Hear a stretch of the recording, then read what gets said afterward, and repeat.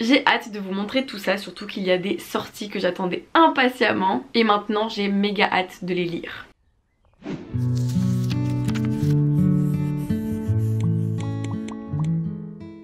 Coucou tout le monde, je vous retrouve aujourd'hui pour, roulement de tambour, l'arrivée livresque du mois de mars. Oh mon dieu, on va déjà être en avril. Je suis choquée, mais j'ai moins de livres que d'habitude. Aujourd'hui j'en ai 19 si j'ai bien compté. J'ai hâte de vous montrer tout ça, surtout qu'il y a des sorties que j'attendais impatiemment et maintenant j'ai méga hâte de les lire. On commence avec les romans et avec Stalkeuse de Lydia Day Peñaflor, publié aux éditions Albin Michel. Le résumé m'a tout de suite conquise et vous allez vous dire mais cette fille est folle.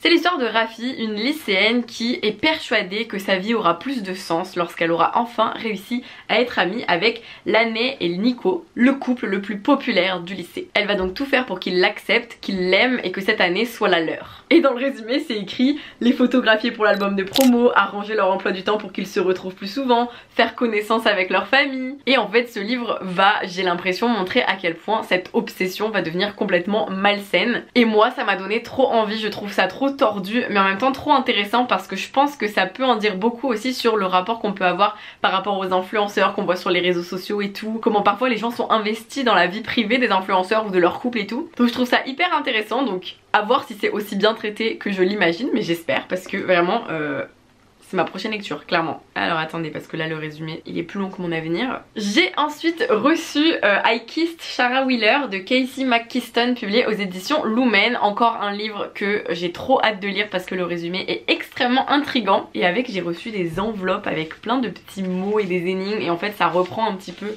le concept du livre. Wow.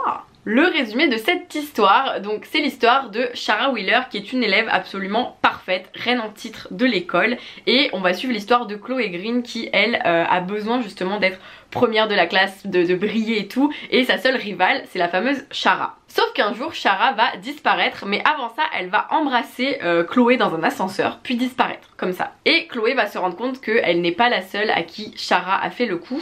Elle a aussi fait ça à son propre petit ami Smith, le quarterback, so cliché, ainsi qu'à Rory, le bad boy du lycée, et tous les trois vont alors partir à sa recherche et se rendre compte qu'elle a disséminé un peu des indices, des enquêtes, mais qu'ils vont peut-être devoir se salir les mains pour découvrir qui est vraiment Shara Wheeler et pourquoi est-ce qu'elle a fait ça et qu'elle a disparu. Moi les trucs comme ça avec une intrigue d'enquête, de rechercher quelqu'un et tout, j'adore. Donc j'ai trop hâte. En plus c'est une autrice que je vais découvrir depuis un bon moment avec son précédent roman My Dear Fucking Prince. Donc je suis ravie de pouvoir découvrir sa plume avec celui-ci. J'espère qu'il me plaira autant qu'il ne le laisse penser. Ensuite un thème un peu plus sombre, Si je dois te trahir de Ruta Sepetys, publié aux éditions Gallimard Jeunesse. Ruta Sepetys est une autrice qui écrit beaucoup de romans historiques, donc des livres très intéressants et nécessaires. Ici l'histoire se passe à Bucarest en octobre 1989 où l'on suit l'histoire de Christian qui est lycéen et qui rêve de devenir écrivain, sauf que dans la Roumanie dans laquelle il vit, même rêver peut être dangereux. Il va alors être contacté par la Securitate et il va devoir faire un choix impossible, perdre ce qu'il aime ou travailler pour la police secrète. Il va alors devenir informateur et prendre énormément de risques pour tenter de changer le régime de l'intérieur. Un jour la radio clandestine va annoncer la chute imminente des États communistes voisins et l'espoir va souffler pour Christian. Mais quel est le prix de cette liberté? Eh bien je suppose qu'il faudra lire ce livre pour le découvrir. Je trouve ça hyper intéressant car cette autrice parle d'énormément de faits historiques, de pays, et du coup ça nous permet de découvrir l'histoire de lieux qui sont un peu plus éloignés que simplement la France. Déjà c'est une autrice américaine donc déjà de base voilà. Mais c'est vrai que moi j'avais lu son tout premier livre, Ceux qui n'ont pas pu nous prendre, qui était sur la guerre, et j'ai adoré Big Easy qui lui est un peu moins historique mais un peu quand même parce que ça se passe à la Nouvelle-Orléans et tout. Enfin bref, j'adore cette autrice donc j'ai vraiment hâte de découvrir celui-ci, même s'il a l'air poignant comme la plupart de ses romans en fait, comme tous ses romans. Puis encore un roman poignant, Animal de Cécile Alix, publié aux éditions Slalom, un roman qui raconte l'histoire du jeune Miran qui est un migrant qui va quitter son pays en guerre afin de rejoindre la France, et on va suivre son périple du départ vers la France jusqu'à son arrivée, mais il va se passer énormément de choses terribles sur son chemin. Le chemin vers la liberté est très long, très complexe, très dangereux, et c'est cela qu'on suit durant toute cette histoire. Je l'ai déjà lu donc je peux vous dire qu'il est génial, mais je n'en dirai pas plus car nous sommes dans une arrivée livresque. Mais un roman donc sur les migrants et sur toutes les horreurs qu'ils peuvent vivre sur le chemin pour finalement parfois arriver dans des pays qui ne les accueillent pas à bras ouverts, alors que ce sont des personnes qui fuient tout simplement la guerre en fait et qui ont juste besoin qu'on les aide et qu'on les soutienne parce que eux sont nés au mauvais endroit tandis que nous sommes plutôt nés dans un très bon endroit. J'ai reçu également de la part des éditions Gallimard le roman Au nom de Chris de Claudine Desmarteaux qui est publié dans la collection Scripto. Claudine Desmarteaux est une autrice qui écrit extrêmement bien, donc quand j'ai vu le livre dans le programme je me suis dit ça m'intéresse, et ça a l'air d'être un roman sur l'emprise. On suit l'histoire de Adrien qui vit avec une mère célibataire qui est extrêmement protectrice, elle le surprotège, elle est très angoissée. Or un jour dans la forêt, Adrien va rencontrer Chris qui va nouer avec lui une relation, beaucoup de confiance, sauf que peu à peu l'emprise va s'installer. Qui est vraiment Chris et jusqu'où est-il prêt à aller avec Adrien, et surtout jusqu'où Adrien le suivra-t-il? Et bien moi ça m'intrigue énormément, donc écoutez, comme je sais que c'est une autrice qui écrit très très bien, trop mimi, il est dédicacé ici et j'ai une petite carte de Claudine, trop chou, merci Claudine. Ça a l'air d'être un style assez en gros vous voyez vous avez un petit peu comme du vers libre, enfin un peu des phrases brutes, courtes et tout, et ensuite il y a aussi des chapitres un petit peu plus normaux. Moi ça m'intrigue beaucoup, j'aime bien ces sujets là un peu sombres et glauques. Meuf bizarre encore une fois. Ah bah en parlant de livres bizarres, j'ai reçu 3 romans de la part des éditions L'Iconoclaste ainsi que Iconopop, leur collection un petit peu plus poétique, slam, tout ça. Donc pour commencer il y a Reste de Adeline Dieudonné qui sort la semaine prochaine si je dis pas de bêtises, et qui raconte l'histoire d'une femme qui se retrouve dans un chalet avec son amant comme ils le font souvent depuis 8 ans, sauf que son amant va décéder et elle décide alors d'écrire des lettres à la femme de cet homme, donc sa vraie femme entre guillemets, parce qu'elle ne sait pas vraiment quoi faire, comment se positionner, est-ce qu'elle doit appeler la police, est-ce qu'elle doit appeler les pompiers, et au final elle va plutôt profiter de ce temps étrange durant lequel son amant est mort mais elle peut encore le garder auprès d'elle parce qu'elle sait qu'une fois qu'elle va en parler aux autres, au monde, on va le lui retirer puisqu'en plus elle n'est que la maîtresse. Je n'en dirai pas plus, mais c'est très glauque, très sombre parce que je l'ai déjà lu, et d'ailleurs vous avez tous mes avis sur les livres que j'ai déjà lus dans la vidéo qui est sortie il y a 3 jours sur ma chaîne YouTube, donc n'hésitez pas à aller la voir si vous le souhaitez. Ensuite j'ai reçu 2 petits nouveaux de la collection Iconopop, une grammaire amoureuse de Colline Pierret ainsi que Enracinée de Anouk et Pauline Delabroix-Allard. Celui-ci de Pauline Delabroix-Allard et Anouk, qui est donc sa sœur, et il m'intriguait beaucoup, je trouve ça hyper fort les récits entre sœurs comme ça, probablement parce que j'ai une sœur. Et ici ce sont 2 sœurs qui ont 8 ans d'écart, un gouffre dans l'âge, et elles vont alors expliquer un petit peu cette relation où lors de l'enfance elles étaient très éloignées et où à l'âge adulte elles apprennent à se retrouver. Ça me donne très envie, je pense que ça va être très touchant, je pense que je vais le dévorer très bientôt, j'espère. Vous me connaissez, je vous dis toujours je vais le dévorer, j'ai envie de le lire, blablabla, et après le temps passe et après le livre il est là, pauvrette, et il reste là pendant des mois, des années. Je veux pas qu'il fasse ça lui. Et le petit de Colline Pierret. Ici c'est une déclaration d'amour à l'amour et une nouvelle manière de s'aimer loin des archétypes que Colline Pierret va explorer. Donc écoutez, ça a l'air original et assez novateur aussi, donc j'ai hâte de le lire aussi. Mais de toute façon tous les livres de l'Iconopop j'ai toujours hâte de les lire parce que à chaque fois que je les lis c'est des petits bonbons de poésie et j'adore. On finit encore sur de la poésie avec L'Arbre en poésie, une anthologie donc sur l'arbre, la nature, qui a été réalisée par Georges Jean et la préface est de Timothée de Fombelle. Une anthologie c'est donc un regroupement de poèmes sur une même thématique, et ici on va avoir des poètes de l'ancien temps et des poètes beaucoup plus récents, modernes, qui vont aborder l'arbre et la nature. Donc si ça vous intéresse, eh bien il y a cette petite anthologie. Ensuite j'ai reçu de la part de Actes Sud Junior le roman Souffle de Oriane Charpentier. Ça m'a fait rire que ça s'appelle Souffle parce que le souffle des mots. Ici c'est l'histoire de Jeanne qui a 15 ans, qui est seule en vacances avec sa mère dans un petit village breton, et elle est persuadée qu'elle va passer une semaine d'ennui jusqu'à ce qu'elle rencontre 2 jeunes gens drôles et pleins de ressources qui vont lui proposer de faire une fugue à la voile vers une île du large. Elle va accepter, elle se dit qu'elle prend enfin des risques, que c'est génial, que sa vie mérite la peine d'être vécue, tout ça. Sauf qu'à trop vouloir l'aventure, est-ce que cela ne peut pas devenir risqué voire dangereux?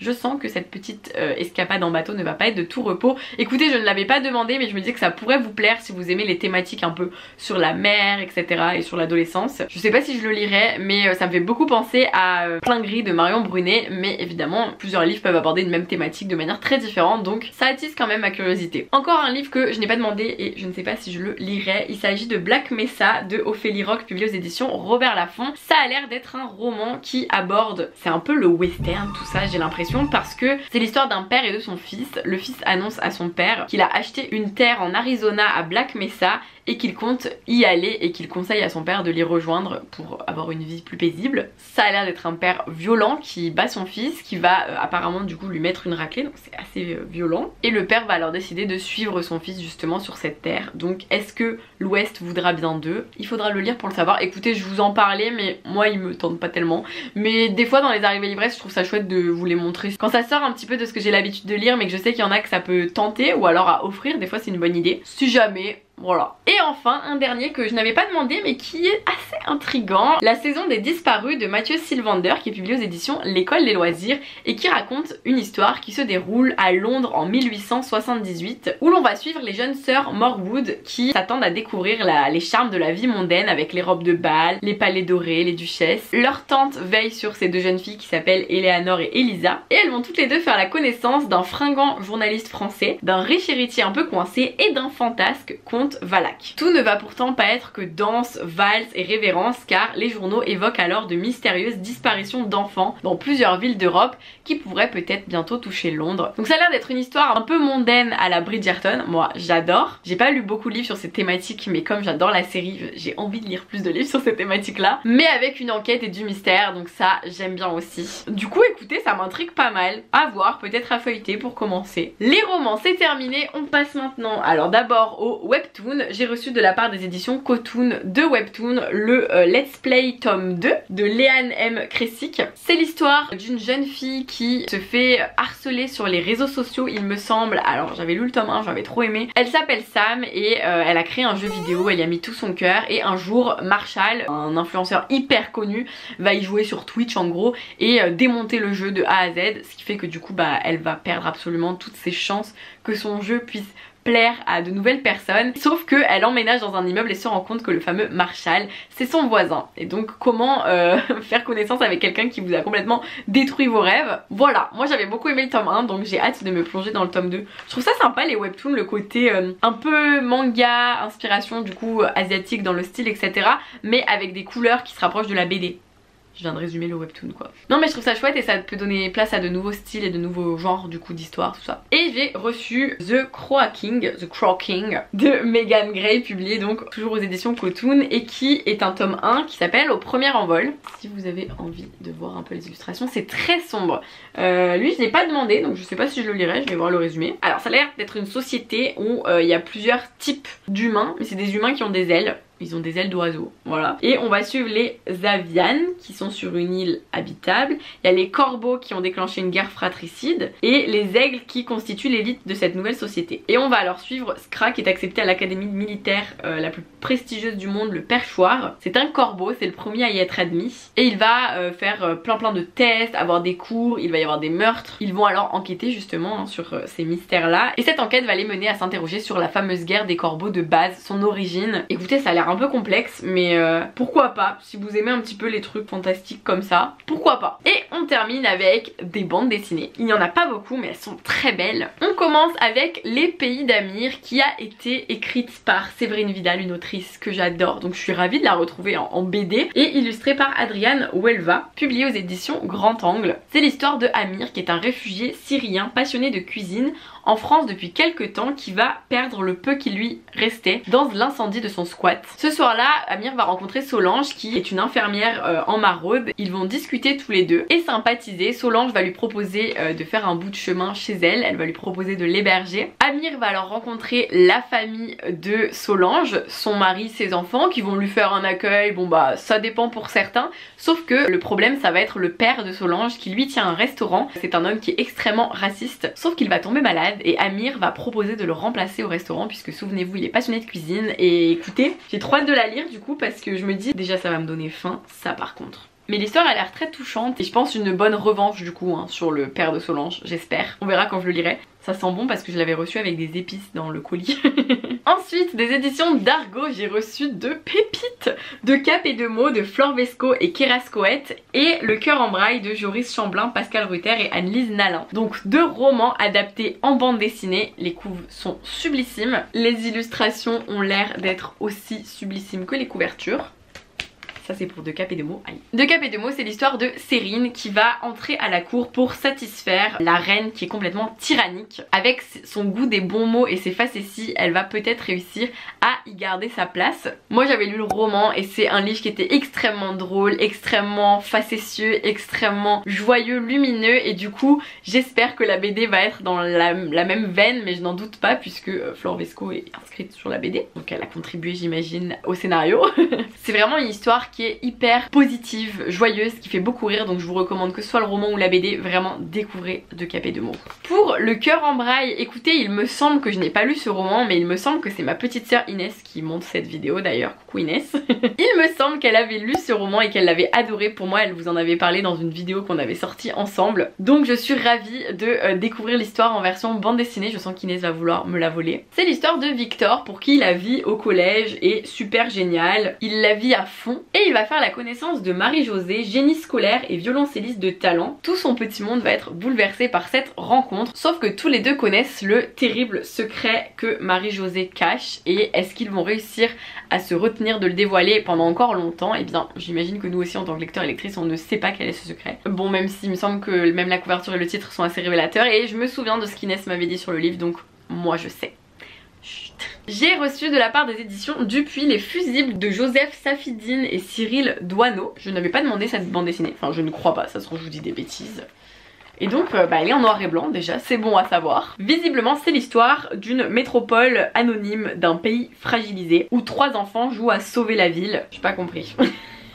Écoutez, j'ai pas tout compris. Il y a écrit que c'est un récit en 4 temps qui offre une réflexion sur l'identité, le déracinement et la transmission. J'ai l'impression qu'on est sur plusieurs périodes. Sur une période avec la guerre, sur une période avec la reconstruction, sur une période où il y a des personnes qui se retrouvent et tout, donc waouh, la booktubeuse en carton quoi. Non mais vraiment des fois je me sens bête quand je comprends pas. En gros il y a plein d'histoires qui se rejoignent, donc j'arrive pas à le résumer de manière concise, vous voyez. De toute façon il y a rien d'écrit derrière, donc plongez-vous dans l'inconnu, voilà. Et enfin pour terminer, j'ai reçu la bande dessinée toujours prête, Le Petit Théâtre des Opérations de Virginie Augustin et Julien Hervieux, qui est publié chez Fluide Glacial. Alors Fluide Glacial au début je me suis dit mais moi c'est vraiment pas ma cible cette maison d'édition, puisque c'est assez spécial hein, Fluide Glacial. Mais ici on parle des femmes qui ont combattu, qui sont allées au feu, et on les met en avant, c'est historique. Vous allez donc avoir des portraits et des BD qui racontent donc les histoires de ces femmes, des femmes qui ont donc participé activement aux 2 guerres mondiale que nous avons connu. Et moi je trouve ça chouette parce que ce sont des bandes dessinées qui déjà